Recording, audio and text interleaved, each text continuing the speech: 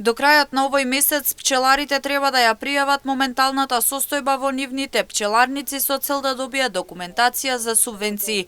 Ветеринарите апелираат обврската да биде завршена навремено до крајот на месец април со цел да може да се аплицира и да добијат субвенции за нивните пчелни семејства.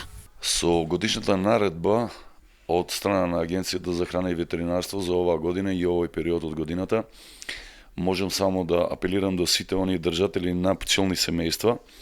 Обврската нивна за пријавување е до крајот на месец април, што значи сите оние држатели на пчелни семејства се должни да дојдат во ветеринарната станица да ја пријават нивната моментална состојба во пчеларникот, како би можеле да се стекнат со право за аплицирање и добивање документација за субвенции. До крајот на наредниот месец пак се зема крв за откривање на болест кај козите и овците.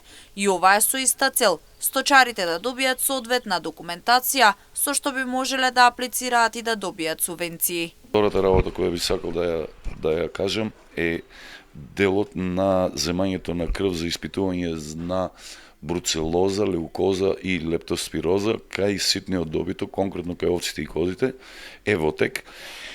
И оваа акција ќе треба да ја спроведеме до крајот на мај.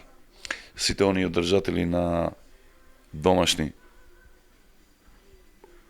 сите оние држатели на овци и кози се должни да се јават во ветеринарна станица како би можеле да направиме термин за истите да се стекнат со право за аплицирање на документацијата за субвенционирање, а воедно и испитување на самите стада од присуството на болест.